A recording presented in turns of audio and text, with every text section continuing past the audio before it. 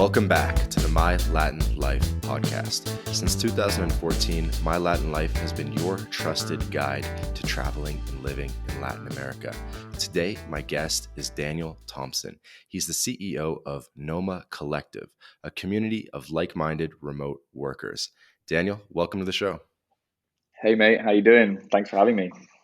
Absolutely. Doing very well. Where are you calling in from? So I am in Merida in the Yucatan province of Mexico. Been here for a couple months, generally based out of Belize, but have come up here to have my first child, little baby Luciano. So it's been a whirlwind couple of months, but it's a really beautiful place and happy to be here. Excellent. So we're both in Mexico right now. I'm in Mexico City. I definitely want to come back to the birth tourism or having a baby in Mexico later on and parenting and all that. So if anyone's interested in raising a child in Latin America as a Westerner, we're going to get back to that later in the episode. But I wanted to start this off, Daniel, by having you just tell us a little bit about what Noma Collective is, just so the audience can sort of visualize what you guys do. Yeah, sure. So Noma Collective is a community of remote work professionals. We facilitate travel around the world. It really was born out of COVID.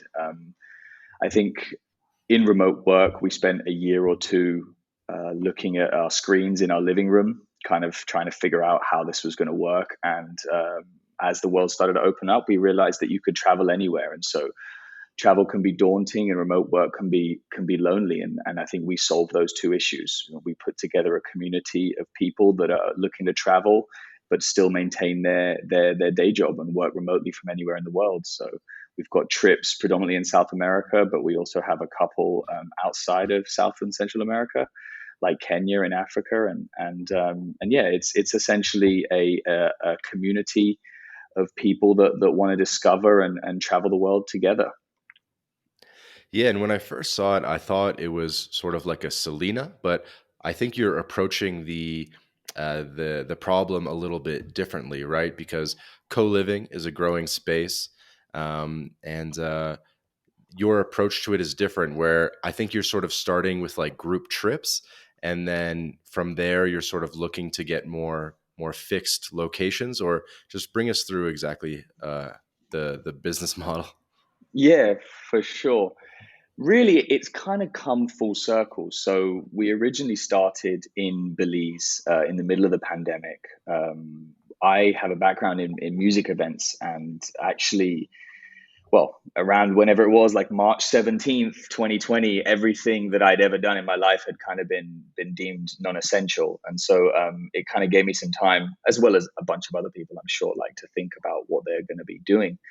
And I'd been working on a hotel project that was actually much more similar to a Selena, something that I think was born out of our generation that had gone backpacking and then now have a bit more money and like want the vibe of a hostel, but like don't want the bunk bed. And then you go to like the hotel that you used to go to with your parents and you've got all the comfort and none of the vibe. And I think Selena was the first company I saw that kind of really put those two things together, this kind of like high end hostel vibe. Mm-hmm. And so I had, in the background of while I continued to do my festival stuff, I kind of had this vision of this kind of boutique hotel similar to a Selena. And I actually moved to Belize to get that project up and running about 3 months before COVID hit. So I was sitting there middle of COVID, all these hotels were empty, everything was closed, and it kind of like a brainwave hit us. And we're like, there's probably no other time that we're ever going to get this opportunity to try out something with all these hotels that are empty. And so as Belize opened back up, we decided to roll the dice and see if we could set up like essentially a pop-up co-living in Belize. It was called Umaya Village. The hotel that we still do our Noma trips is called Umaya. And so it made sense for Pop-up us to co-living. just, That's really cool. yeah. That's a cool phrasing. It was, I mean, really, it was like, let's just see if this works. I mean, honestly, like my partner had done like a pop-up in a chateau in France the summer before. And so he kind of saw this ability to bring people together and have this kind of co-work, co-live situation. And so we have experience in digital marketing and like, moving people, large amounts of people to different areas. We did some festivals in Croatia for many years, and we would take Hmm. thousands of people there. And so we're like, look, let's just do some ads, put some content together, and see if this works. And within like 3 weeks, we had like March, or was like February to April booked up. And that was when it kind of clicked, and we were like, oh, this is so much bigger than what we thought it was going to be. I almost thought it was going to be something that would just pass the time while the world worked out this COVID situation. And so, to kind of go full circle to your question, we started off in one location, and as the world opened up, we were there for the whole of 2021. And what started to happen was people were asking us, like, they would come to Amaya Village, they would do the 3 week stay, which was the minimum we would ask for people to come and stay. And then they would say to us, like, where do I go next? Like, I don't want to go back home. I've let my lease go, or whatever the reasoning is. And that question just kept coming up, like, where do we go? Where do we go? And so at the end of the year, we were faced with this kind of decision, like, do we stay in one place, or do we branch out and see if we can't, offer this opportunity out in other locations? And so we took out our black books, and we were like, right, where do we know people who potentially have connections? And we started to go through, and we found all these beautiful places. I'd lived in Buenos Aires for many years, so it was a good hotel there that was built by a friend of mine, refurbished, actually, a lovely French couple.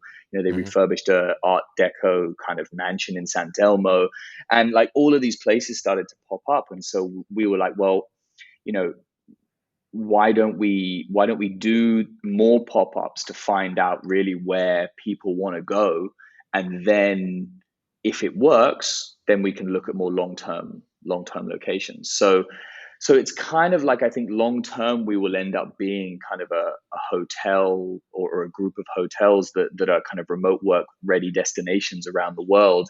But it was kind of born through this kind of roll of the dice, basically. Interesting.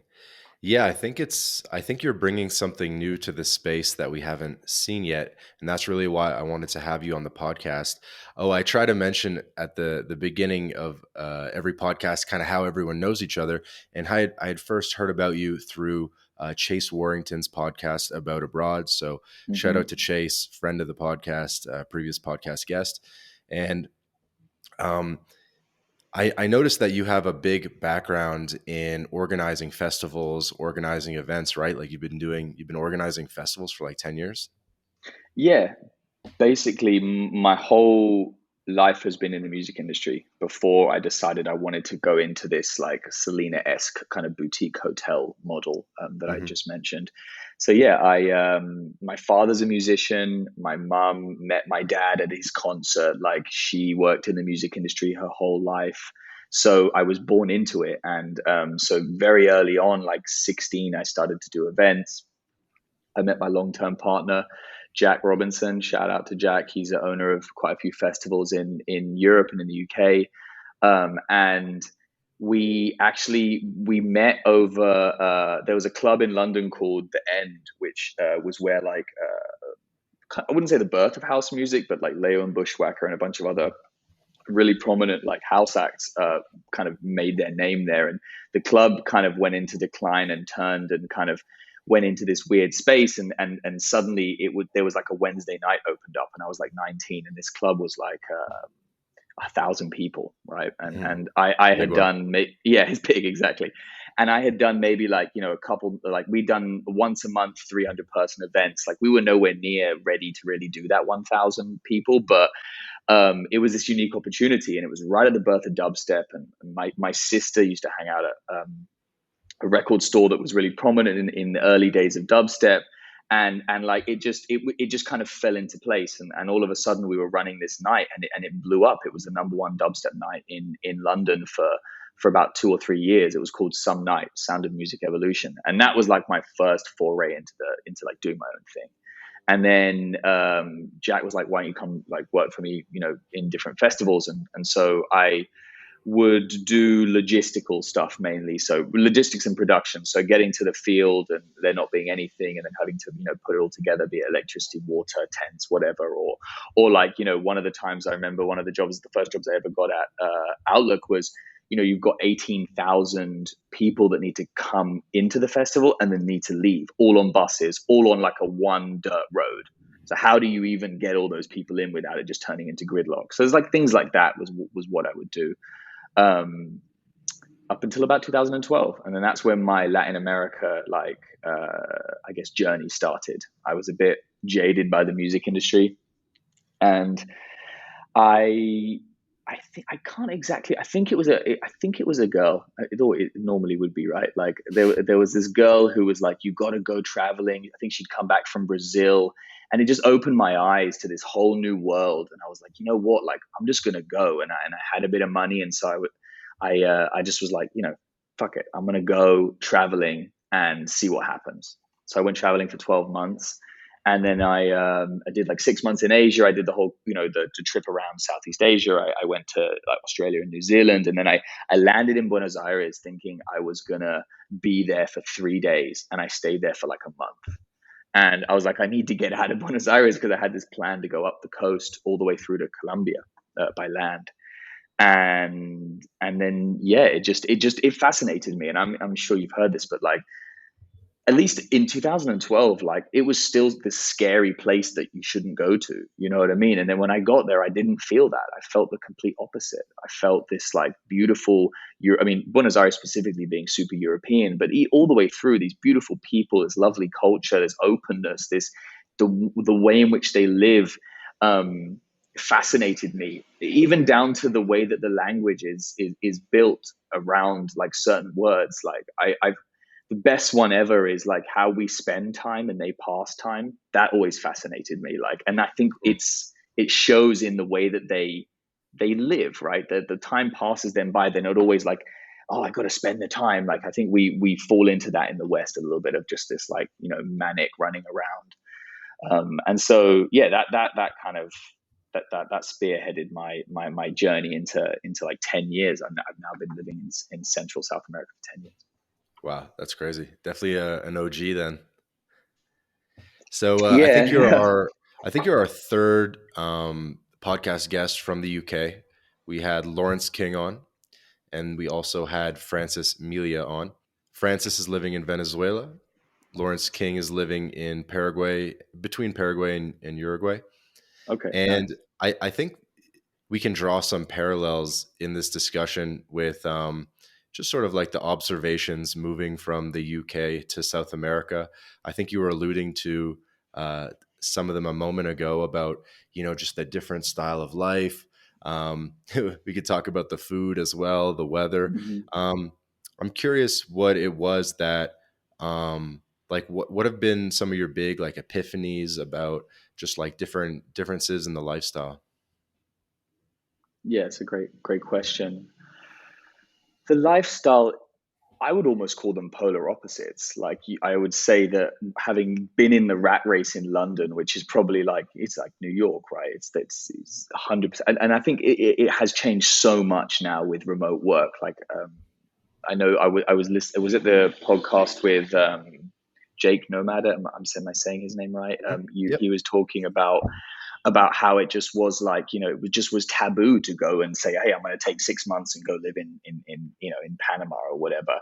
So the fact that like, you even make the jump when you finally get there, and you look at it and you go, well, I mean, Argentina is my number one experience. So the fact that the economy is so like it's troubled, and it has like borderline hyperinflation, makes everyone live in the now. So that was the first thing that I noticed, is like, you know, in England, it happens now. I go back and I say to my friends, like, I'm coming next week. And it's hard to book in time, 3, 4 weeks in advance with people, because their calendars are so fixed, it's so structured. And you go Hmm. to Argentina and it's like, oh, well, yeah, I mean, what are people doing now? And then everyone's like available. And I think part of that is to do with this, like, you can't think too far in advance because who knows what's going to happen tomorrow, but we know what's going to happen now, and let's have some fun. It's like Buenos Aires is full of life because of that, I think. So that was the first thing that shocked me, was like how in the moment everyone was. I'd say that's number one. Number two, probably, I mean, the food. I'm a big barbecuer. Like, I love asados. So, and like I perfected. I learned in Argentina, and then I perfected in Uruguay because my wife is Uruguayan. And I went and lived like in Uruguay in a place called El Pinar, which is like about half an hour outside of Montevideo. And we were spending some time with Evelyn's parents, and like Uruguayans, it's like mate and asados, and like they Yep. do, minimum one asado a Wonderful week, combo. right? Wonderful Yeah, I combo. mean, I'm also fully a mate user. Like, I'm every day on the mate. Really? Still? Oh yeah, I actually today I had a coffee and I was like, oh, it just doesn't sit right anymore. The mate is just so smooth, and it yeah, I don't know. I guess you just get used to it, right? But yeah, I'm that person looking for yerba in, like, Mexico, basically. But Yeah, you're reminding me I gotta go, I gotta go find some. I always travel with a bombilla. yeah, man. I mean, it's funny because we were saying like bombilla or bombilla. Like, my accent's changing because I learned all my Spanish in Argentina, so I'm a 100%. But now in Mexico, it's kind of, I think my accent's slightly changing because it's so different. Even It's all the alright. words they use Well, here is. if your wife is Uruguayan, I think that gives you the right to use the I'm allowed. accent. Yeah, you're allowed, right? Because 'Cause they'll be um, like, ¿aprendiste español en Argentina?" It's like, mi esposa yeah, es uruguaya."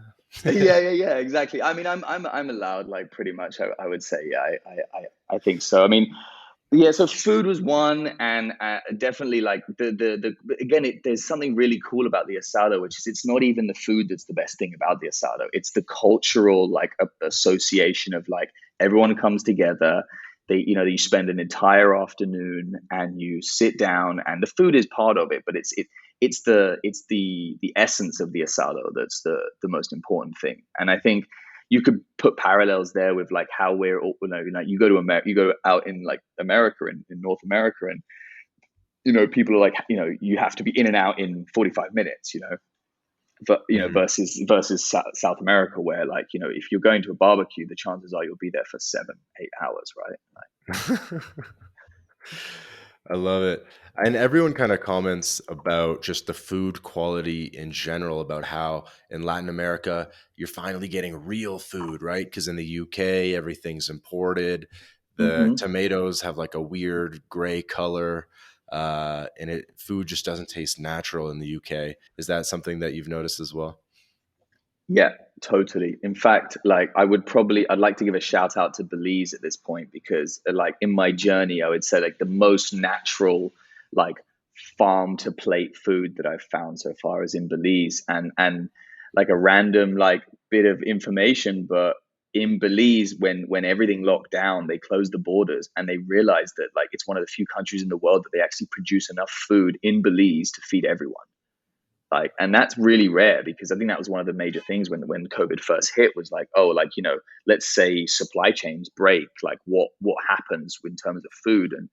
And in Belize, it's bountiful land in general, right? Like, the fruit falls from the trees, like all the 20 different types of mangoes, papayas, pineapples, oranges, bananas. Like, the bananas are literally free in Belize. And I'm not even joking, because, like, Dole, I think, is the company that has the majority Hmm. the company, like, they have the deal with the companies that produce in Belize, and they have, like, a minimum maximum measurement, because all the fruit has to look perfect when it goes to the West. And Hmm. so anything that doesn't enter into their specifications just gets given away. They can't sell it, so people just wait outside of the factories where they box everything, and you basically just pay the gas to get for the banana to get to you. So, like, in Belize, it's like 50 cents American for 6 bananas. You can't beat that. Like, that's an amazing price. So yeah, I would say, like, definitely Buenos Aires has, I would say, like, great. It's the Buenos Aires and probably Argentina and Uruguay. Probably Uruguay has better meat than Argentina, but in general, like, the meat the beef specifically is epic.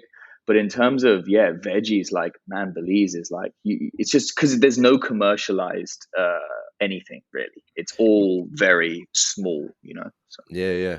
You know what, Daniel? Let's do a little bit of a deep dive on Belize then, because this is a country that is, there's not a lot of information out there on it, Hmm. and especially when it's so close to the Riviera Maya, Mexico. I'm almost embarrassed that I haven't been, and I would say it kind of counts as Latin America. Like people do speak a lot of Spanish in Belize, right? Hmm. Yeah, so it's an anomaly. It's crazy. I mean, like Mm.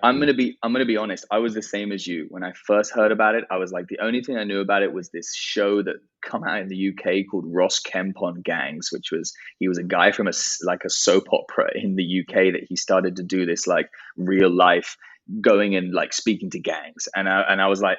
It was not the best representation of the country, right? And Okay. Belize gets a bad rap because it has unfortunately an issue with crime in Belize City that's really located to about like a 14 block radius. And it's a real shame that it gets like stained by that because the rest of the country is just beautiful. The people are amazing. Like I cannot express to you how open and welcoming the people are. And I think that I think it was in the same podcast that I was listening to before that you had done that, a lot of different countries, there's varying levels of like openness to foreigners, right? Like coming in. And I think that a country that, was involved in colonization to be still so open and friendly is really rare. And so when I moved there, I was shocked by not only the friendliness, but the diversity of the different cultures that are there. So you've got like, obviously, you've got a massive Mayan influence where there's definitely a lot of Yep. speaking like just Spanish. And as you get to the Guatemalan or the Mexican border, more Spanish spoken. But the Hmm. whole coast are these like Creole and Garifuna communities, which speak kind of like a broken English. It's kind of like Creole. It's got an English base, but kind of a bit like patois, like Jamaica, but Right. again, it's its own kind of language, I guess, or at least dialect. And so yeah, Belize deep dive. I mean, uh, Caribbean mixed with Latin America. There's 400,000 people in the whole country. You've got Mennonites, you've got Chinese, you've got like it's a real wide berth. You've got a decent amount of expats. Predominantly, originally it was like Canadian and the United States, but Hmm. getting a lot more English and a lot of different types of people. It pretty much like 80% of everyone goes to the islands. There's like Yeah, Cocker Key or something. Key Corker is like the backpacker island, which is super cool. Very kind of like hippie vibe, like no shoes, digital nomad, like white sand right on the reef. So it's about an hour away from the mainland. It's really cool, and you definitely have your real authentic island experience on there. And then San Pedro is like the bigger one, which has kind of the more of the hotels and kind of like your Marriott's and all that type of stuff. But Belize is so much more than that. Like anyone listening, I encourage you to like go there, but don't make that your only trip. Like go into the rest of the country. There is just like the like my favorite road in the world is the Hummingbird Highway. It is just insane. It's this like high Mayan mountains, like steep hills. So you've got this juxtaposition of Hmm. and it's all covered in like tropical rainforest, and the road like winds through the hills. And you've got all these like Mayan like villages along it. It's insane. And there's like I think I talked about it on the other podcast, but there's this like literally this one mountain that like you can't fly drones around, and it's like got this magnetic field, and it's mystical. There's all these untouched like undiscovered Mayan ruins. There's a lot that Hmm. they have excavated, but there's a ton they haven't too. So you you really miss the full feeling of Belize if you just go to the islands, because it's so much more than that. So yeah, and then I mean, the digital nomad scene in Belize was non-existent before we got there. It was a real just turn of events. I met a guy at a festival. I literally met a guy at a festival called Mistress Mary, which was a secret festival that was done by the owners of Secret Garden, which is a really big immersive festival. You dress up, it's fancy dress. It's really, really cool. They have Oh, everything from cool. like mud wrestling to like a coliseum made out of hay that has raves till 5 in the morning. It's really insane place. They do really cool stuff. Like it's in a valley with like a lake in the middle, but they In give. what country? Oh, it's sorry, yeah. It's just outside of London in Oxford. Okay, cool. Yeah, And I definitely want to come back to talk about secret parties and raves and blah blah blah. You definitely have some stories from like 10 years in the game and the festival game. But let's keep on Belize a bit. yeah, so I mean, like you mentioned something at the start, which is like the proximity to the US. But the interesting is it was called British Honduras before, right? So it was Yep. when they got their independence, they did a really good job of. I mean, the law it's British common law. So for a foreigner owning land, it's super easy. Like obviously, I was looking at stuff in Mexico. You know that there's certain laws in Mexico that foreigners can't own land close to the coast and things like that. And so for a foreigner who wants to have everything in their language and understand it and also have like beachfront Caribbean blue water for under $1 million, like there's not many places in the world that you can still get that. And so I do believe Belize is kind of one of those last kind of untouched gems in that respect. And I'm super stoked that everyone loves it as much as we do. For Noma Collective, it's our number one location. That's where more. I mean, apart from the fact that we were there longer than anywhere else, we really see that kind of. And I think this is something that maybe Noma does different than other companies in the space, but kind of giving you the opportunity to go to these places that you might otherwise, not feel comfortable to go to, or maybe aren't even on your radar.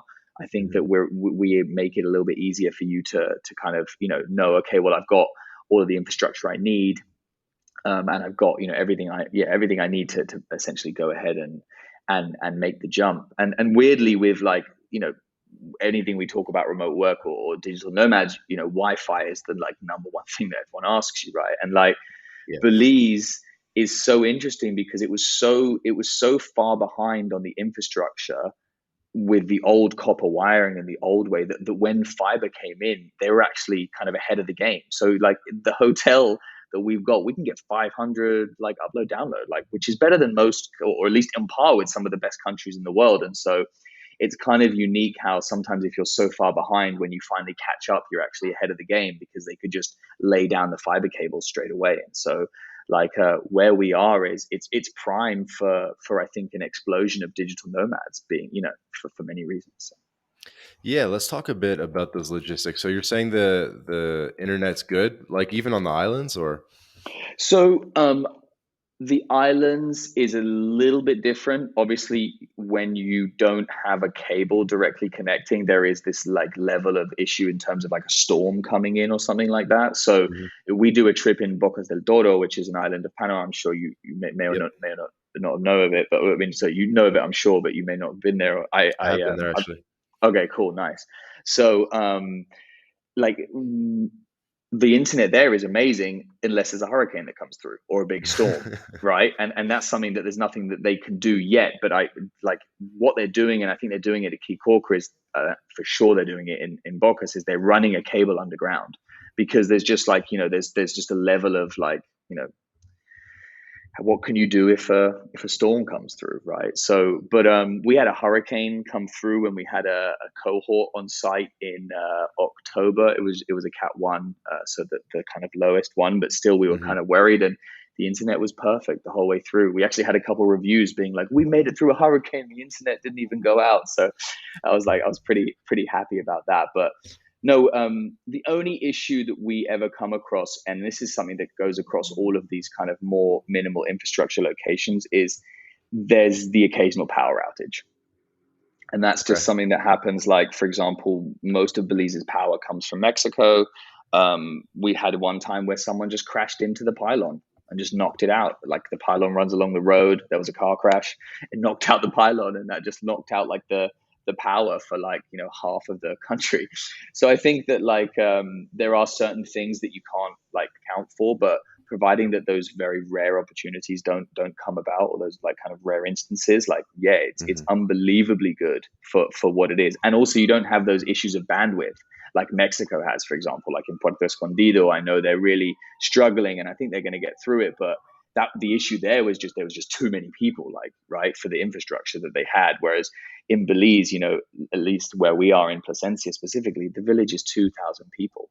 So the infrastructure they've got set up there with the towers could probably do 20, 30, 40,000 people before it ever becomes a problem. Gotcha. Yeah. So what town did you say you're in? Placencia?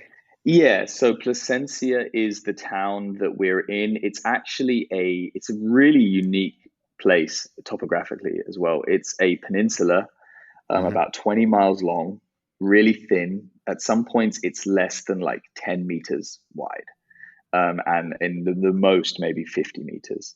So you've got on one side you've got the Mayan Mountains and like a lagoon, and then on the other side you've got the Caribbean Ocean with the islands. So you've got Hmm. False Key, which is like the closest key to us, which is you can like kayak out to it.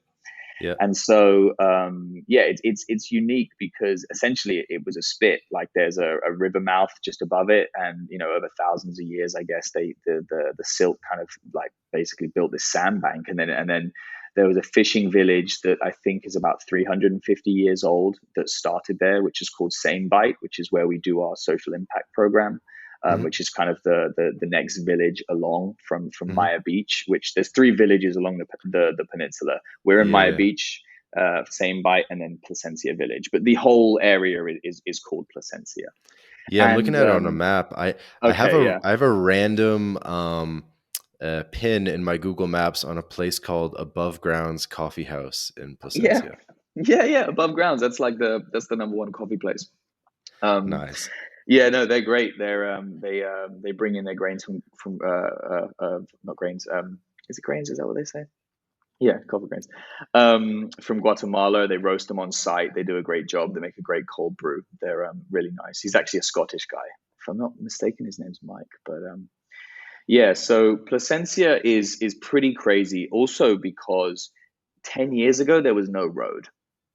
Like sorry, there was no pavement, so it was like a dirt road. And like when people first were like, Placencia village was actually only accessible by a boat for many years. And so like in the last 10 years when they paved the road, it's kind of obviously made it super accessible, and so property's been bought up, and it's finite amount of property there as well. So it's yeah, I've never been to a place like it. I didn't realize that there were mountains in Belize because the Yucatan is very flat. Hmm. But I guess the Belize is sort of like the start of a mini mountain range, huh?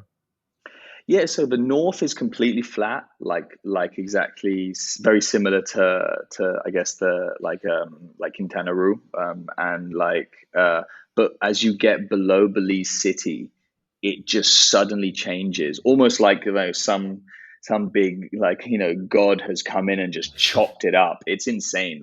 I mean, later on, like Google a hummingbird highway, because it really is unique. And then it kind of goes down, I guess, into like Guatemala, and then yeah, by into Guatemala there's loads of mountains, right? So it's right on the cusp.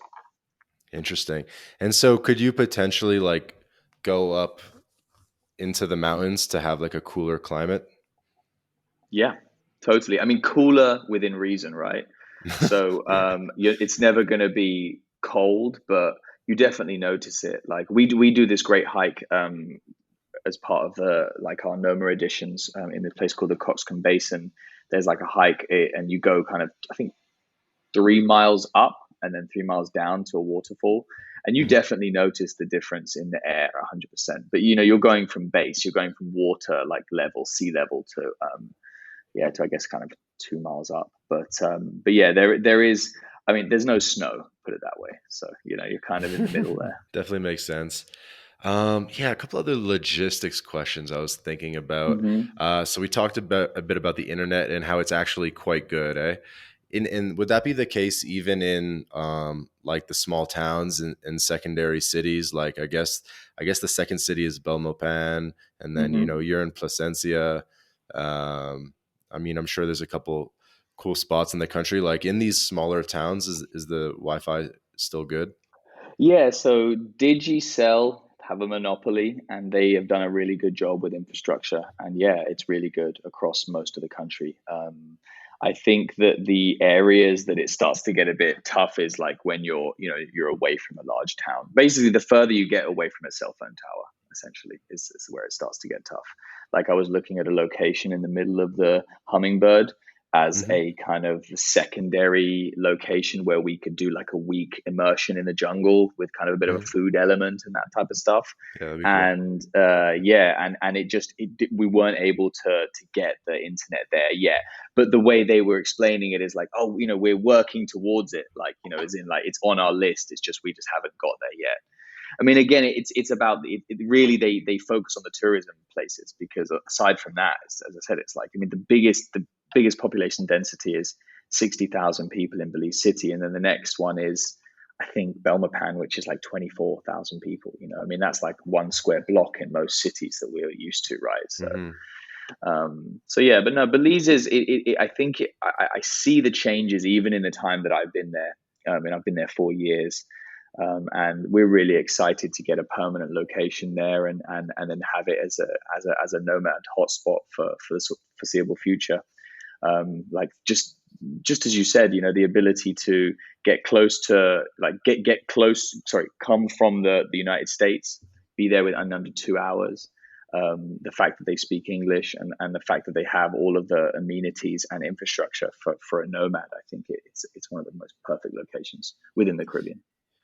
So to get from Belize to Merida, did you take the bus? I'm guessing, like you bus to I drove. Chetumal. You drove. Okay. Yeah, I drove. I drove with my cat and my dog and my pregnant wife at the time. And now we have an extra person, Luciano, and so yeah, I think we won't all fit in the car on the way back. I'm imagining someone will have to fly. Wait, and so do you have a car registered that like you own a car down there? Yeah, so when I moved to Belize, the public transport in Belize is pretty minimal, and Hmm. being as the peninsula is like long and thin, you need a vehicle. And so yeah, there's basically with your tourist visa coming into the and coming into Mexico, you can just get a tourist visa for whatever the amount of days that you have for yourself. You can get it for your car, basically.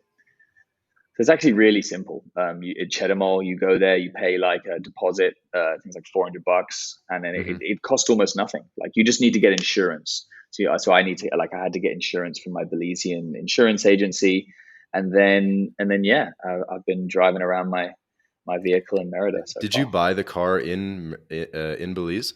Yeah, I bought the car in Belize. It's a little bit more expensive to buy vehicles in Belize. Like any of the small markets, it's very similar to Uruguay. There's a monopoly. The people who bring the cars in want to keep the prices high, and so you're bound by like a certain level of premium of secondhand cars in there. But it was nothing crazy. I mean, yeah, I mean, Yeah, that's cool. secondhand I didn't vehicles I in didn't the realize States you were are, like yeah. that established in Belize. How many years have you been kind of based there? Yes, I moved there in 2019, right before the pandemic, and then we left like 4 months ago. So yeah, I mean, established in the sense of needing a vehicle for sure. It's probably the most established I've been since I left the UK in 2012. I've always been pretty loose in terms of like physical things, like material things. I believe a lot in the minimalist lifestyle and like spending money on experiences and food. I pretty much all my money just goes on food, I would say, and food and good IPAs. That's my vice. How expensive is Belize? It's a good question. It's definitely not as cheap as Mexico. Like Mexico, when I moved here, I was like, wow, we're paying like 40%, probably more in Belize. But I think that's something that just comes with those small countries. I have a bit of experience similarly in Uruguay. They have I mean, Uruguay is. I mean, I was reading an article yesterday. Like they have done an amazing job at making everyone legal, getting everyone in. Having what they call it obra social, but like health insurance and all the different levels of kind of like social. what strategies that a government can do to make sure that everyone has the things that they need to live. But consequently, the prices are high. Importing is high. Like gas is expensive in Belize. Like local food's really cheap. Imported goods are really expensive. That's the way. Like if you were looking Yeah. to drink some nice whiskey, you're going to pay more than you would. But if you're looking to drink local rum, it's super cheap. So I think it's more about that. But then again, like, there's no Apple store. So, it's, yeah, it's the most minimal infrastructure location I've ever been in. Like, there's no 2-lane highways, for example. Really? So, yeah. So I mean, it definitely strikes you when you're there going, oh, wow. Like, they're still building infrastructure, basic infrastructure. So would you say that could Belize be someone's like first destination in Central America, or do you think it's more for like somewhat hardened travelers? That's a good question. I think what Noma does is allows countries to become a first destination for people, even if Mm, otherwise it wouldn't be. I think that's something that that I touched on before. Um, I think that if you were to do it alone and you spoke English, you wouldn't have an issue. But having said, I think the thing that scares people is just the unknown.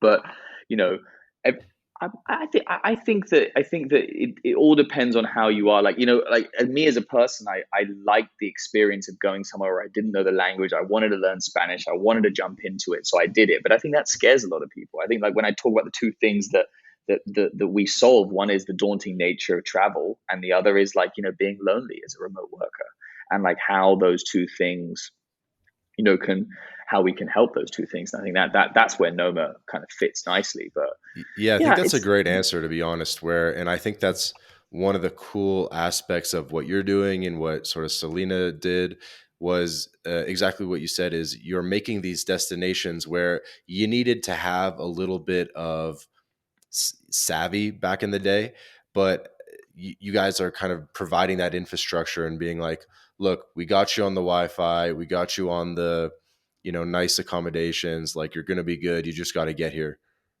yeah, exactly.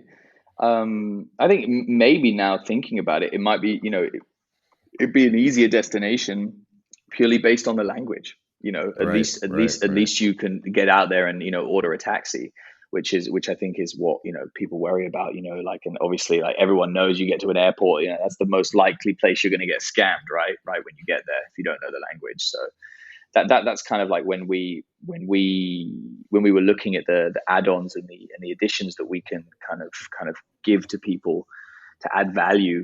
The number one was make sure that you get to your hotel relax. Like there's someone there with a sign, they pick you up, it's all covered, it's included in the price. You get there, and then once you're in your hotel room or your residence, whatever the location is, then you can kind of venture out on your terms. You don't have your backpack on, you don't have your suitcase, you don't have all your money with you. You know what I mean? There's a level of like anxiety that I think even if you're the most hardened traveler, you feel that when you get to new country. Sometimes that's what gets you up in the morning. I remember by the end of my travel, I would go to more remote locations to kind of feel that buzz. But yeah, I think there's a lot Could of work. yeah. Is there Uber in Brazil, No, in Belize? no, there's no Uber. There's no McDonald's. There's no franchises actually.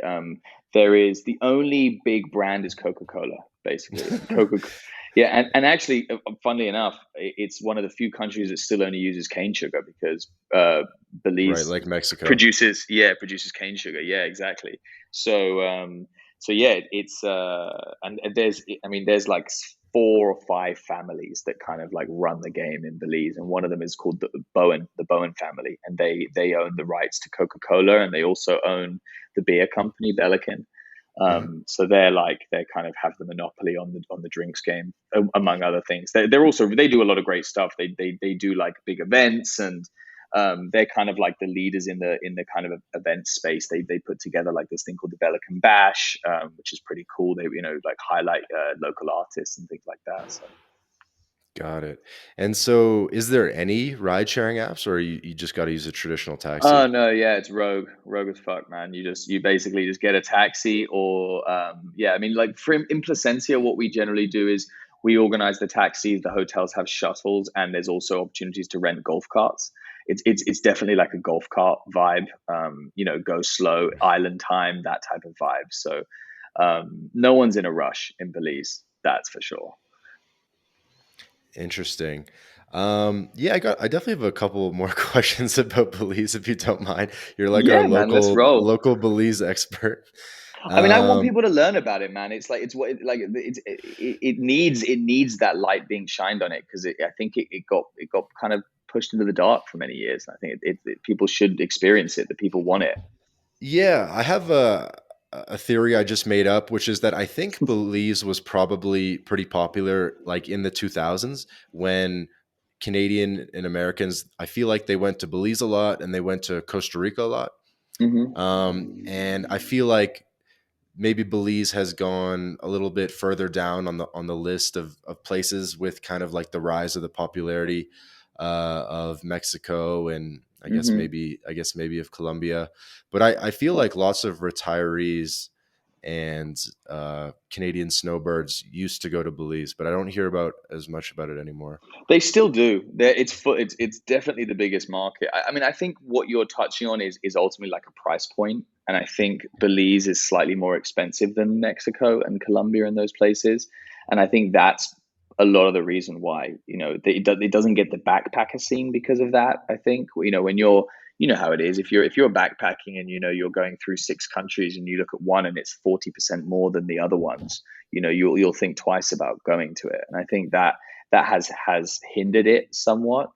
Um, and I think that part of the reason that we want to continue to develop our own location is to be able to offer some better price points because for whatever reason it's quite expensive to rent like a hotel like room as well. Hmm. What you would pay $50 for in Bacalar, you pay $150 for in Belize, right? And you're only what Really? 4 hours difference or whatever. It's the same principle, like, right? And I mean, like, I mean, Bacala is beautiful. On a side note, like Yeah, it's I been was I was just growing there. in popularity a lot. Eh? Yeah, yeah, yeah, really beautiful. I mean, I had to just go down to Belize for some work a couple of weeks ago, and we ended up just stopping on the way back, and damn, man, that place is breathtaking. I always wanted to do the backpacker trip through Belize and then over to Flores, Guatemala, and then you Hmm. continue down the kind of classic Central America trip. Yeah, it was funny. I was thinking about what I wanted to speak about on the podcast today, and it reminded me of this. I read this blog in 2014 about these two guys that bought like a really nice Toyota like truck, I guess. And Forerunner, I think it's called. yeah, yeah, and they basically they I think they started in like Venezuela and they went through the Guyanas and like Suriname and then they like dropped down into Manaus like through the Amazon. Amazon and then like took a boat like out from Manaus to the coast and then like went all the way down like to like basically to Patagonia and then went all the way up the west and then ended like in Venezuela again. And I was like, that for me was just like, oh my God, that would be the coolest trip ever. Like when I feel like Noma is at its place and it's all working perfectly and I can take my next sabbatical, I think that's would be my Like goal. circumnavigate South America. Yeah, just also just like that area in Utah, like that area of like is it French Guiana, Guyana, and Suriname, like those places. I imagine it's very similar to Belize for in a lot of respects. Of like it's just a bit off the beaten track, Yeah, I and can then see obviously that.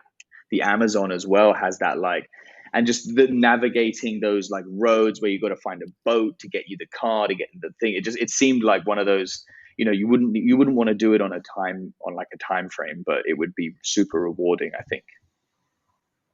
Yeah, definitely. Um, I was really curious in Belize if you have like residency there or what your kind of like Hmm. legal situation is. Yeah, I have residency in Belize. I'm a resident.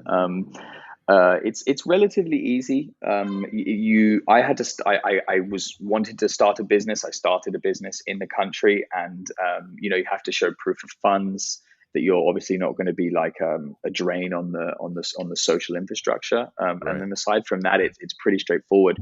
Basically, you need to be in the country. So I was very lucky because the country locked down, and so I was basically in the rule is if you're in the country for 1 year without Yeah. leaving, you can 11 apply for months, I residency. think. It's 11 and a half. You're allowed to leave for Yeah. 2 weeks. Yeah. And because basically we were like fortunate enough, or however you look at it, whichever the way you look at it, to be in there without really having to worry about it because it was during lockdown, and so that kind of just spearheaded it, and it's a great place for tax purposes as well, and Mhm. so yeah, we went for residency. It had to be, as I said, it was a year, and then we could apply, and then it took about another year. So it was a little bit slow on the other side, but they give you the ability once you've applied. You can come and go freely. You can work and all of that. Like it's all pretty easy. And and I think and I yeah, heard that there's a thing where you have to like renew your tourist visa every single month for those yeah, 11 months. yeah, that's exactly what you have to do, but it's not necessarily every single month. It's definitely a place where, like, if you get the person and they're feeling like they like you, they'll give you 3 months. So I like see. And it's I it's think I yeah. read that the price like changes every time you renew it. Like the first renewal is expensive and then it's like a sliding scale, something like that. Yeah, it's definitely like the first ones are. I think it's the other. I thought it was the other way around. I can't remember now, but yeah, it's definitely the first one. I think the first one's cheaper, and then like it gets more expensive. I don't know. Anyway, it's definitely. I mean, that's something I've learned about Belize. It's like there's nothing that's finite in terms of the rules. It's very much like who you're speaking to, and kind of what they believe and how that works. I remember I have a funny story, but like during the process of renewing my visa, like, we'd already basically, we were like, look, we're applying for, I think it was like maybe month 10 of 12, right? So we Hmm. go there for the month extension, and the lady's like, you have to get a work permit. You can't keep doing this. I'm like, I'm not working. I'm a business owner. I work outside of outside of the country. This is all my paperwork. I've already got the company set up. And she was just like, no, and she wrote in red on my passport, like on a page, which is no one wants that, right? You don't want to have someone write like, this person has been breaking or not doing it correctly or whatever. And I was like, fuck, all right, this is not cool. And I waited for like an hour after. I was like, I need to speak to your boss. I need to speak to your boss. So eventually I got into the room with the big boss, and he was like, tell me a story.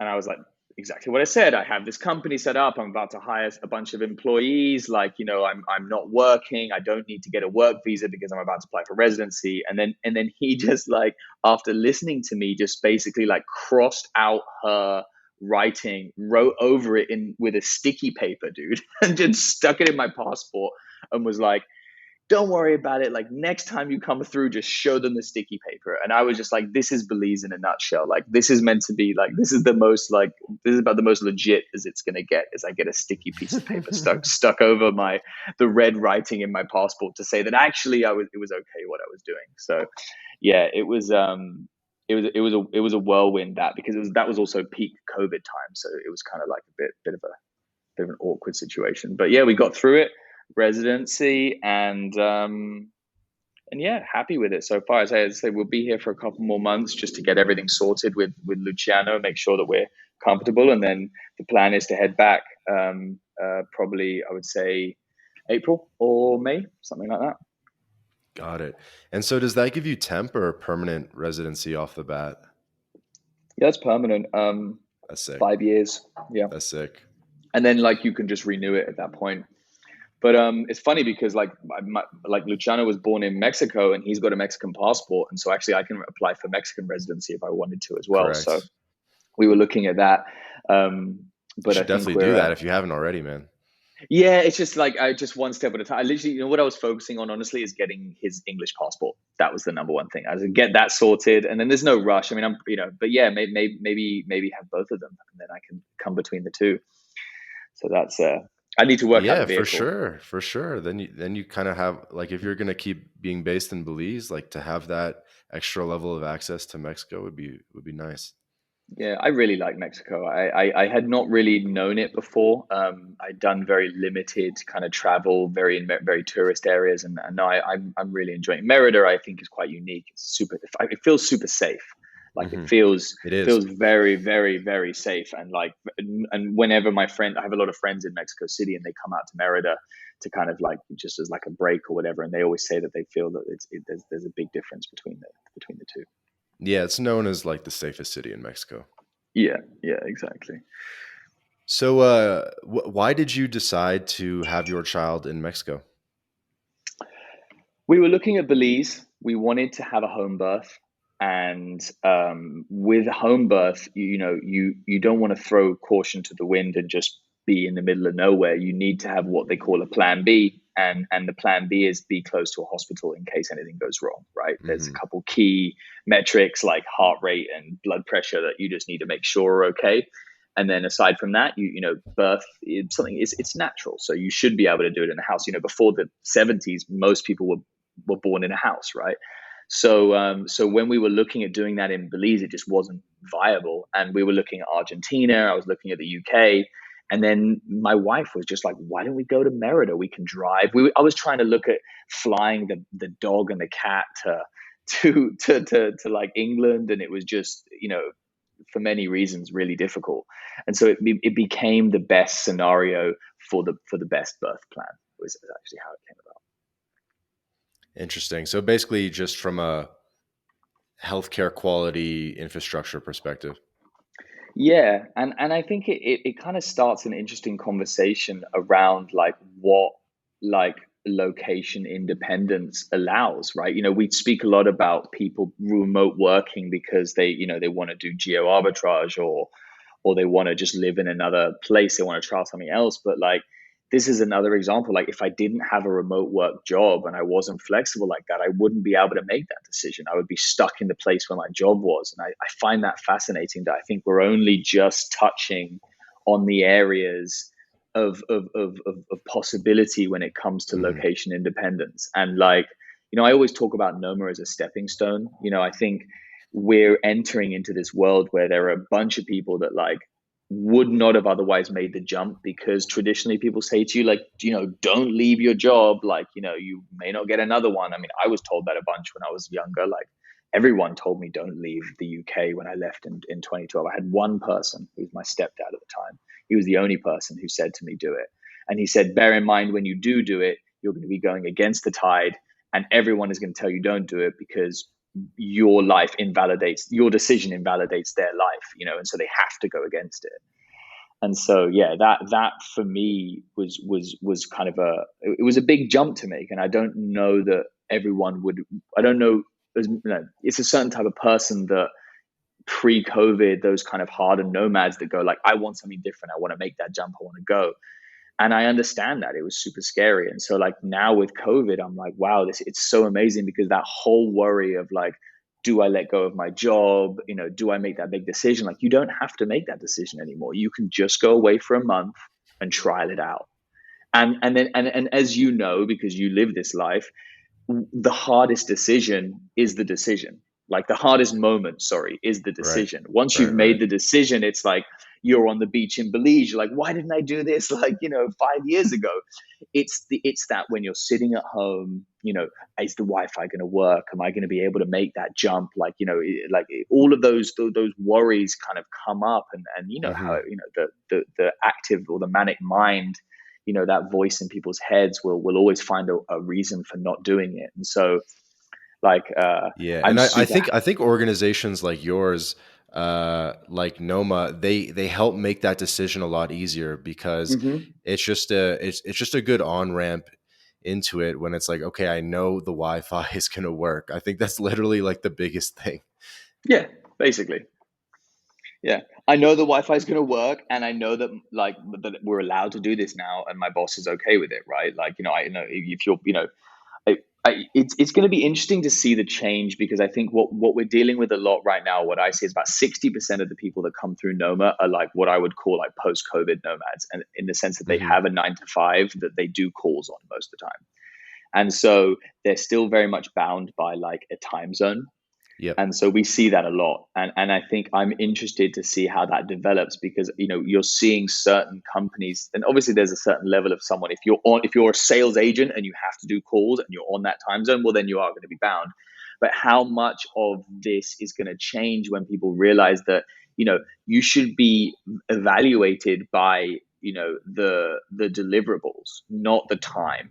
Like, right. And this is something that took me years to figure out. Like, I used to feel bad when I would, be low energy 2 p.m. on a Tuesday, and I'd feel like I have to power through. And now I don't do that anymore. If I'm feeling low energy on a Tuesday, I go and have a nap, right? And I guess that's something that Latin America taught me as well. They're never afraid of a nap, right?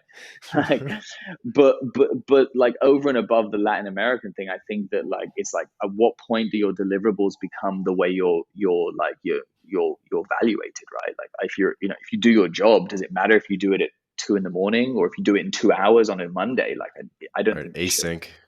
Yeah, exactly. I mean, this is like that's what Chase's New Year's post was, wasn't it? It was like more async, like and less ASAP. So I think I can align with that 100%. And that's the most exciting thing about what we're doing is like I truly believe it's the beginning. Like I can't even really. I have ideas. I see the trajectory of what a nomad family is going to look like. I see the trajectory of what like the B2B arm of the business looks like in terms of retreats and how that companies Ooh, can yeah, that would be benefit cool. from what we do. Yeah, and I see the onboarding. Like how many calls we get from people who are like, dude, like how do I become a nomad? Like how do I get to a position so I can go on one of these trips? Because obviously, in case people don't know, you have to be a remote worker to come on these trips. You need to have some sort of side hustle, some sort of project or something that you're doing so that you don't have this juxtaposition of like someone on vacation versus someone working. And that's something that we figured out really early on that you needed that. Yeah, you said a lot of things I want to touch upon. Sure. Hopefully, to the audience, this doesn't seem too all over the place, but let's talk a bit more about the nomad family thing, Hmm. because you're a new father, and when we were talking offline, you said that you wanted to talk a bit about this, about kind of Hmm. like how parenting can be different, how what it's like to be a parent in Latin America, and it's a choice. You could technically go raise your kid in the UK and have him have his British accent and all that, but it's going to be a little bit different in Latin America. And was just curious, kind of some of your philosophies on that. Yeah. So I think there's 2 points that are very interesting. One is just before you get into the remote work, like the difference between parenting in Latin America and parenting in like Europe or the UK. Like um, the the things I learned is like a little bit, there's a lot more flexibility in Latin America. There's not really a bedtime. This is what I realized. There's not really a bedtime for kids in Latin America. They just go to sleep when they're tired, right? Which is like, it's so liberating because I mean, how many parents struggle with that? Like, got to get this kid to bed when really, maybe you don't even need to. And I'm not saying the kid should be up at 2 in the morning, but like it seems to be a bit more of a natural flow in Latin America. And I think part of that is because, the way in which the work world has been set up in the West is, you've got the mother and father are working because rightly so, like, the women wanted to enter into the workforce and so like but then what happens at the home, then there's a nanny, and so then the nanny comes and gets involved and there's a separation of the parents and the nanny. And in Latin America that just isn't the case. Like if you're working, the chances are your kid's with you. He's like on the stoop, or he's like in the car, or he's like with the grandma, right? And I think like that's probably the other point is the family unit is much more like that traditional Italian Spanish family, right? The grandma is looking after the kids, and everyone Hmm. kind of lives together, and we've lost that. Like we put our parents in old people's homes, and it's kind of sad that like there's no place for old people in our society, or it's a different place than the value that you would get in other societies. And I think we need to turn that around because there's a lot of value that the older people could give. So that's my opinion on the difference between the two. And then like how does it work for nomad families? Hmm. I think we're working it out right now. I don't think people know. I've seen some really interesting things. I Full disclosure, we're doing our first Noma family trip in July. It's going to launch next week. So any families that want to like trial out like what Noma Collective does, but with a summer camp element, there'll be a month trip in Belize, in Placencia in July. Um, Really excited about that for obvious reasons. I want to be there and I want to trial it out because I don't see any infrastructure really outside of a couple companies. Boundless Life is one. They have 3 locations in Europe. They have a Hmm. really great setup for nomads. But like how is this gonna look? I think is the question. And I got put in contact with a lady who's a bit of a thought leader in the space, and she told me about these small schools that are popping up in the UK, and it just blew my mind. They're basically like someone rents a house, like a large house, like a townhouse. And they put a mini school in there, and this is generally for like 3 to 12 year olds, just because that's the easiest one to do. I think it gets a bit tougher into high school, but they essentially they have like 8 to 10 kids, and the Hmm. house serves as the school, but it also has a co-work. And what happens is the parents come with the kids to the school and then they work from the same place. And so what you've got is this like kind of connection of the two lives that have been separate for so long, the school and the workplace. And what it allows is like these kids can like have lunch with their parents, and also the parents can enjoy that as well.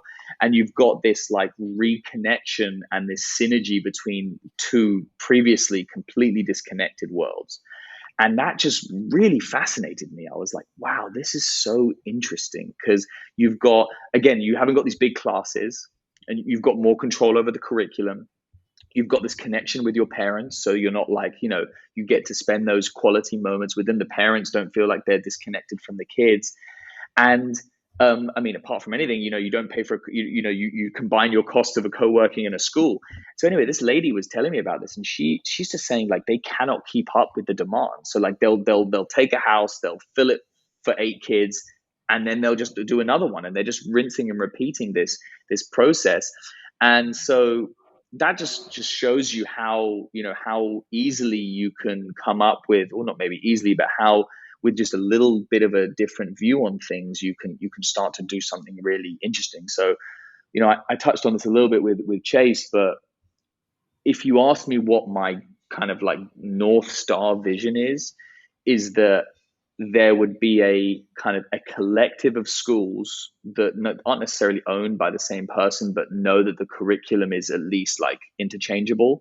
And Hmm. then you could do basically semester on semester in different locations. And so you could essentially travel with your kids to different locations, and they would have they would maintain the infrastructure of the school curriculum so that they don't lose focus. And they would maybe even travel with some kids that would be doing the same route, and then you could do maybe a semester in each country. And like, what he was saying is that like what a better way to learn about the Egyptians than be in Egypt, right? Like there's no better way to learn about that. And then like he was talking about this family that were doing this ad hoc. There wasn't this infrastructure, but the kids wanted to learn about marine biology, so they went to, I can't remember where it was. I want to say the Gili Islands, but regardless of where it was, it's like they just were like, right, we're going to put a trip around that. We're going to go there, and they're going to go diving and snorkeling every day, and they're going to really learn about it. And like, I look back on my own trajectory and how I ended up where I am and why I was able to make the jumps. And I think a lot of the reason is because I was traveling as a kid. My dad took me places. He was doing concerts all around the world. And so, like, I think if we could deliver that for these kids, that they would, come out with better life skills than the current generation. Like being able to see how the other side lives, I think is something that we're struggling in the world right now with echo chambers and people canceling and this whole culture of like if you don't agree with everything that someone says, like you're out. And so the way that you get perspective is to see how the other side lives, and so the ability to travel, and obviously not everyone has that ability, and I'm aware that we're really privileged to be able to do that, but I think that there is ability for that to become more mainstream long term. Yeah, yeah, definitely.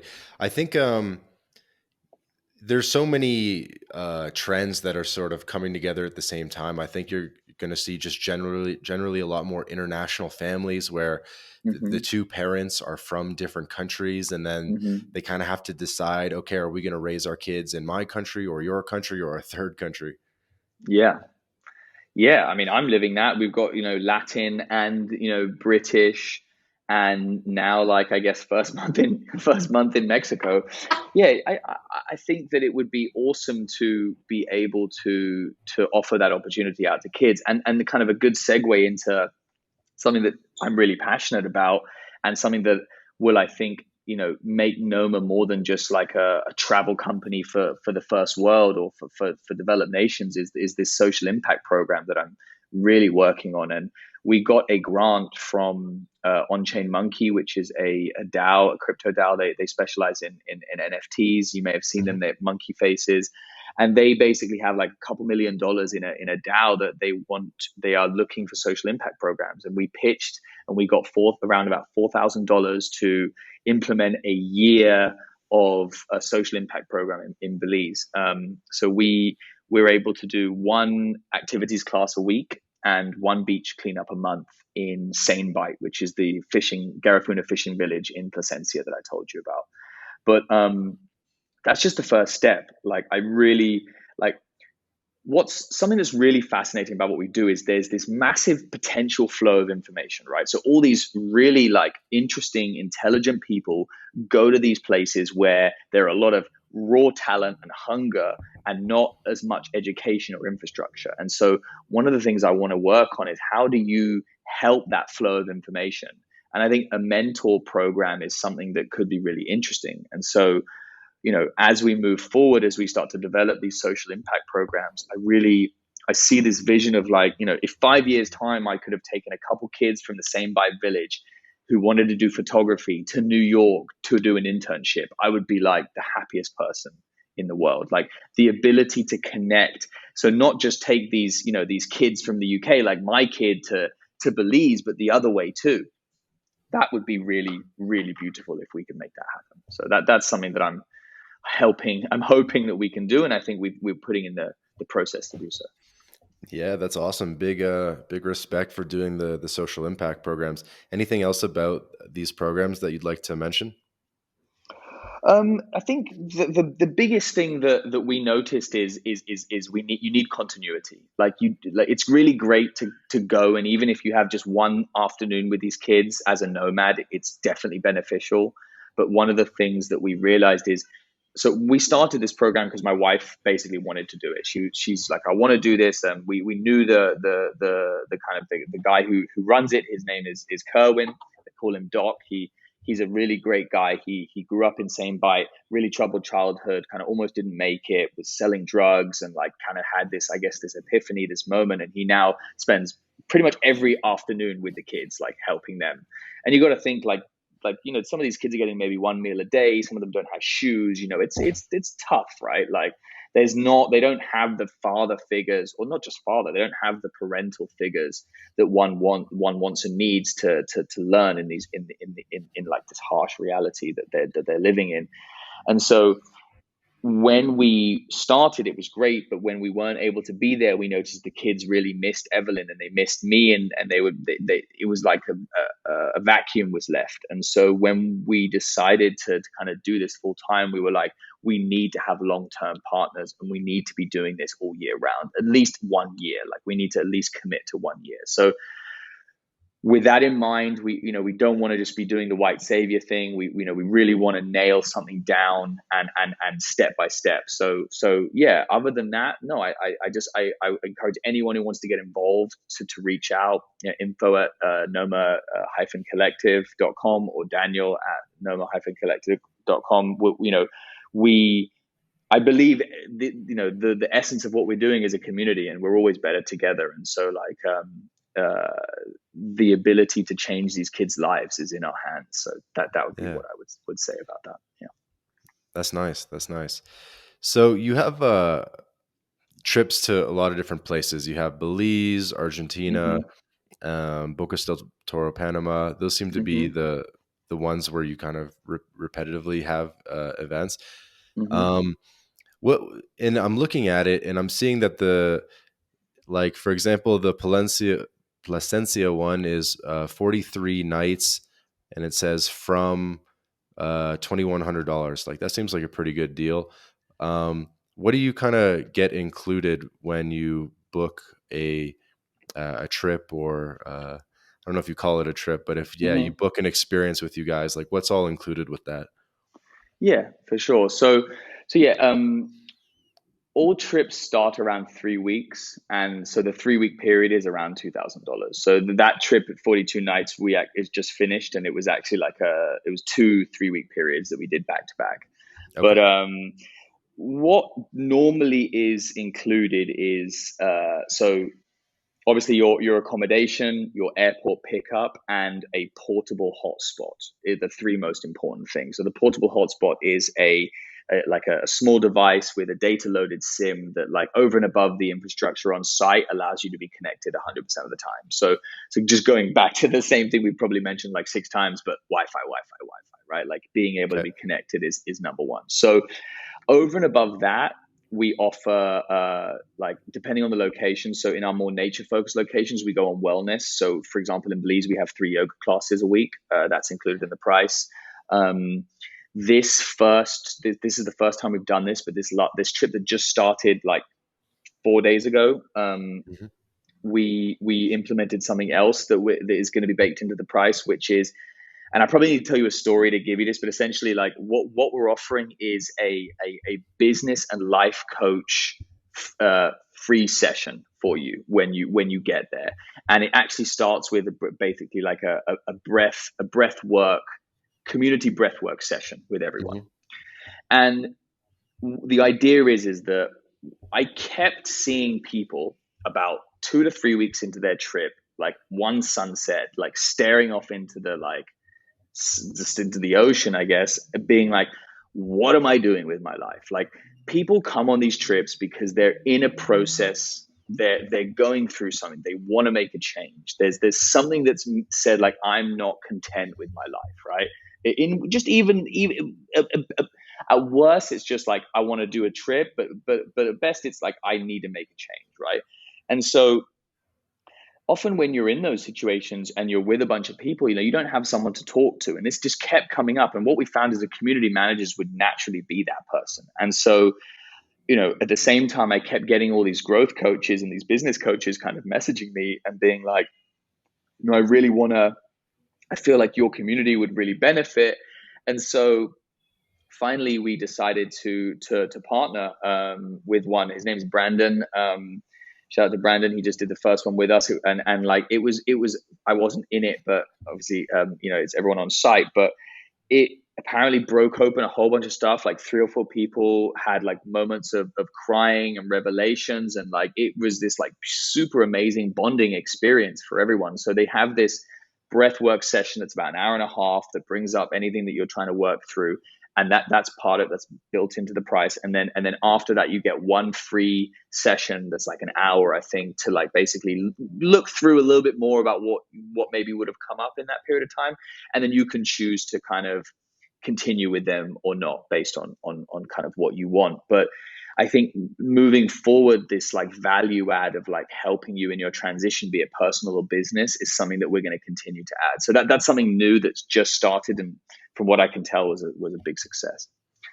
Um, so yeah, what the other things that are involved? So there's an on-site community manager. They're there to just kind of be your port of contact. Like, they're a local person. They, if the language is different, they speak the language, that type of stuff. And then we normally throw in a family dinner. So we don't normally advertise it, but we normally surprise people and just say, hey, we're going to cover this dinner for you guys. And then aside from that, there are some add-ons. So, the excursions that we do on the weekends are, paid for over and above that. They range from like 60 to $100, and they can be like a hike or a waterfall, hike to a waterfall, or like a catamaran trip.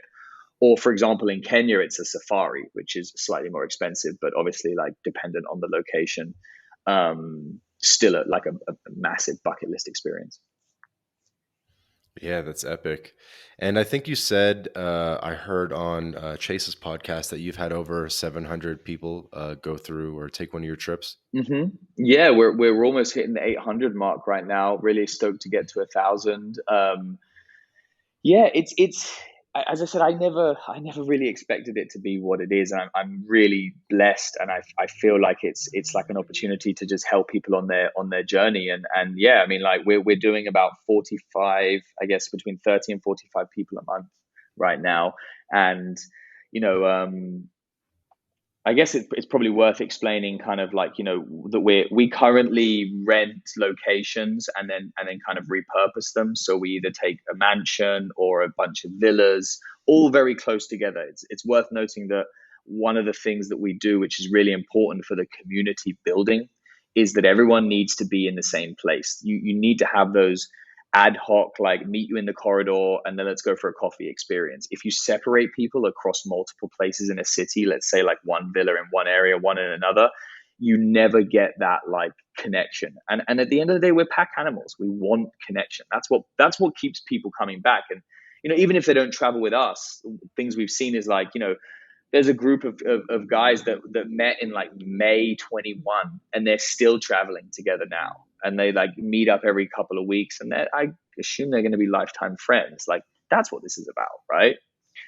So what what we want to deliver long term is our own purpose built locations, and I describe them to be kind of something in the middle of like a Google office and a Tulum hotel, which I don't know if you it sounds kind of crazy, but like I want the fun but like really capable nature of those like tech company offices. So all of the like ping pong table, the food, the drinks, the whatever, but also the meeting rooms and the booths and all of that. And then I want to slide into the pool. And then from there I want these really nice like, seats on the beach and these really nice villas with sunken seating areas and just like this like perfect mix of like fun and work. Like really that's what I think ultimately what people are realizing is that the work life balance can become this one. Like you can do both. There is a way to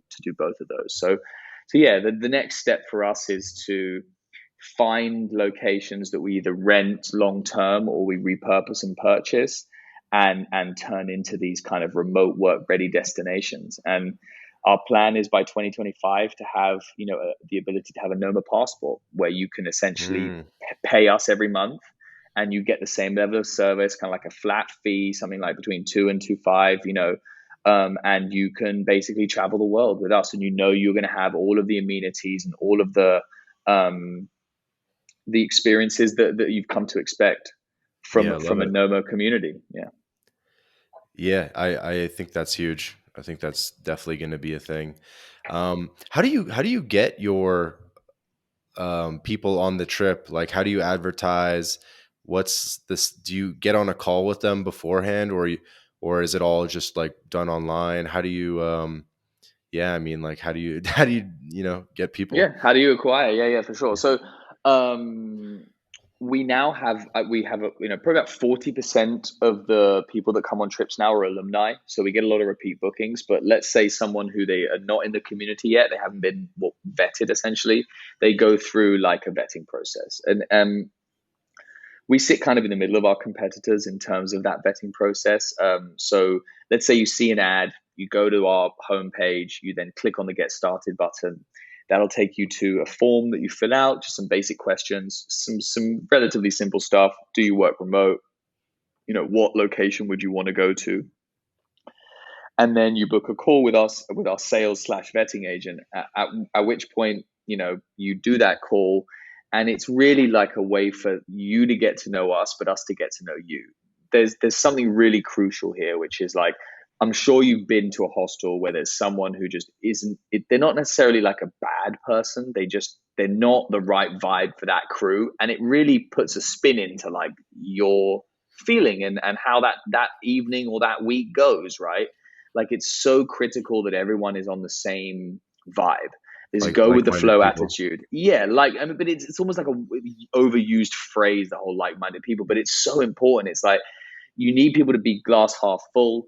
You need people to be go with the flow, and obviously you need to deliver on the product. Like, I understand that, but there's this. I think there's a lot of people that think that they want this, but then when they actually come, they realize they don't. And so we've learned over time, like, certain red flags that kind of are like, maybe this isn't for you right now. And I'm not even going to say that you can't come on a trip later, but like, people who maybe have not left the United States and assume that the world works like the United States. That the reality is it's an anomaly. Like, things don't work that well outside of America. You know what I mean? Maybe in the UK or somewhere, but that like, everything is there in 10 seconds mentality. Or, for example, I mean, I never thought this would be a thing, but the amount of people that got annoyed about bugs when we, like, because we didn't tell them about it. Like, I thought that was commonplace in the Caribbean. Like, you go to the hot country, there's mosquitoes, there's sandflies. That's just like, it's not. I can't do anything about that. But people would get really annoyed at you about it. They'd be like, "You Mm. didn't tell us about the bugs." And so slowly, but yeah, I know it's mental when I say it, but like, slowly but surely we put together this kind of like questions that allow us to kind of gauge what type of person they are, and they generally center around community things like, Where do you what are you looking. advertise? Sorry to interrupt. Where do you Yeah, like no where worries. what's the top of the funnel? How do you get the word out? It's, to be honest, it's split between Instagram and Google search. And like, I mean, just if you think about AdWords and the way they work, like, someone who's searching digital nomad community is way further along the line in terms of a potential purchase than like scrolling on Instagram and sees a cool video of someone nomading in Kenya. Right. So I would say, like, the most acquisition, 60%, let's say, comes from Google ads. Okay. Interesting. And so does typically everyone do a call beforehand, or some people Yeah, just yeah. book it? No, you can't book. You actually can't. You can't book before. So like, there's no way to book on the site. So you have Really? to go. Yeah, you have to go through it.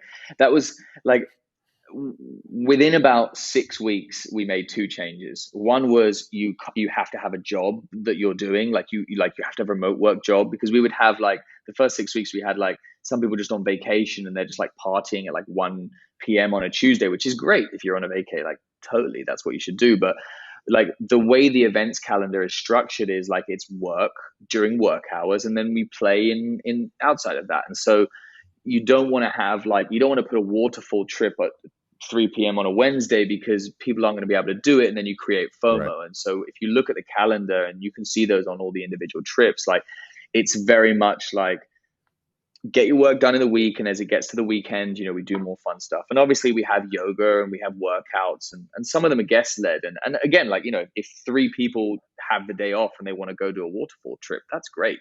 Go ahead, and by all means, post it in the Slack and let everyone know. But as Noma sponsored events, if you will, like, we try and keep that, like, that differentiation, because I think, we're a remote work travel company. We're not a party company, but we like to party as well. Like, I'm not saying that's not the case. So it's about that balance. So yeah, step one was make sure you have a remote work job, and step two was, you can't just book, because we just had people turn up who just weren't right. And then, you've got one person's booking that, yeah, okay, that's a bit of money, but then that ruins, like, everyone else's experience.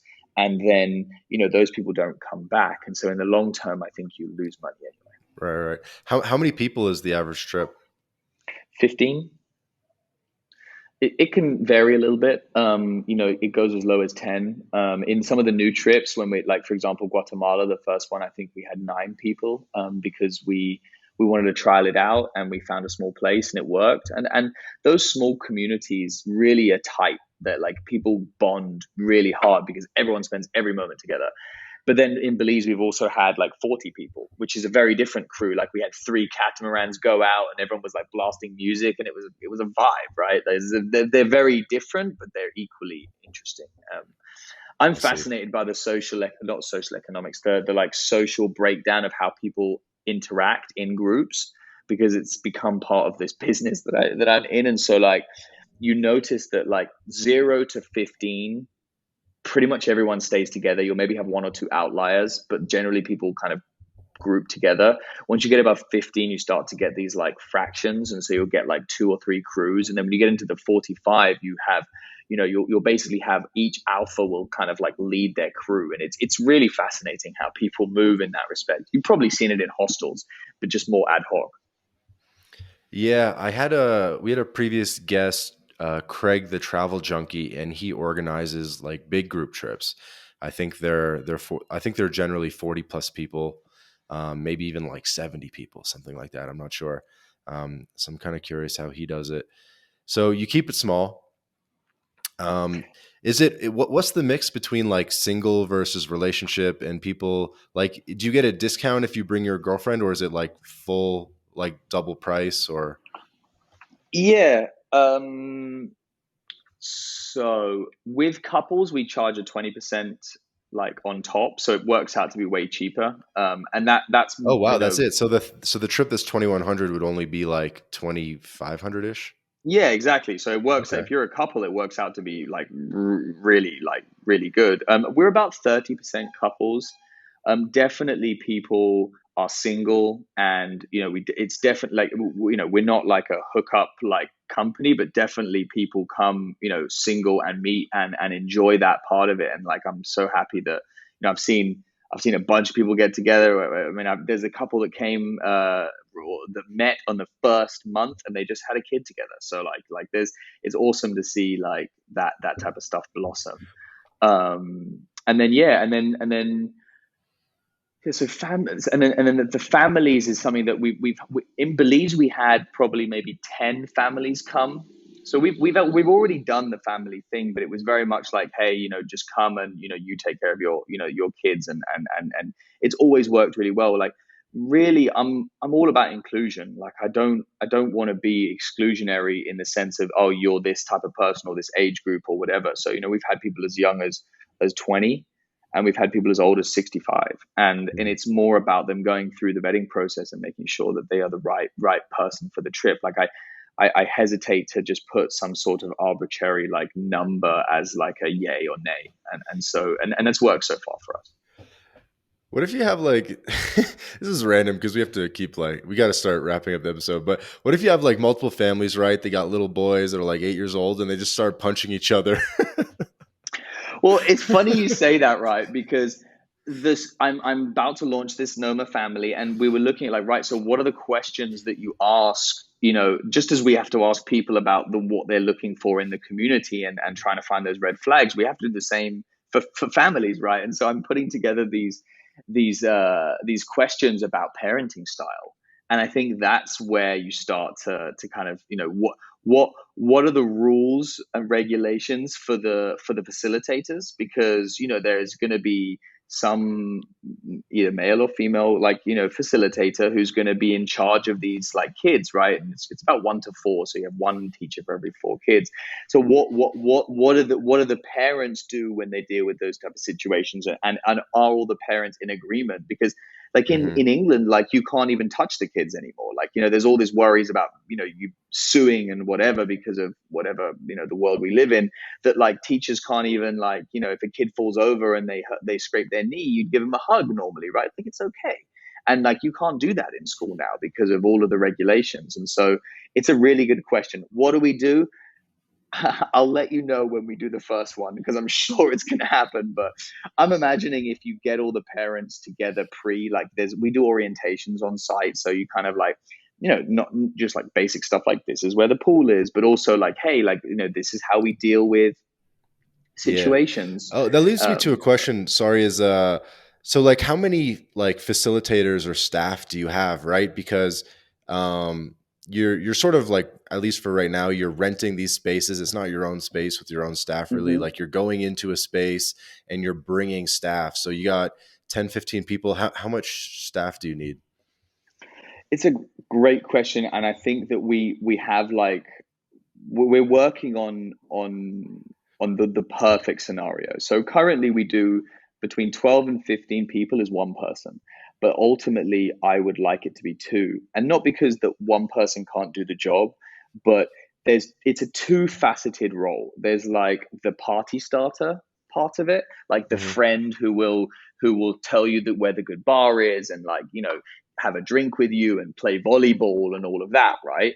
But then there's the person who needs to make sure that the van is there in the morning so that that the excursion's ready and that your room's clean and all of that's perfect. And so there's like this logistical role and this party starter role, and by definition the type of archetypes that you have with people, those two things don't normally gel, right? So it's a unique person that can be super organized and logistically savvy and also an extrovert who is a party starter and likes to be around and be that person to get the community going and play games and icebreakers. And so long term, I'm imagining this kind of more back end person who will make sure everything flows, and then this kind of local on site kind of tour guide-esque person who is the person who knows everyone locally, who can take you out to the bars and is your like friend to have a beer with.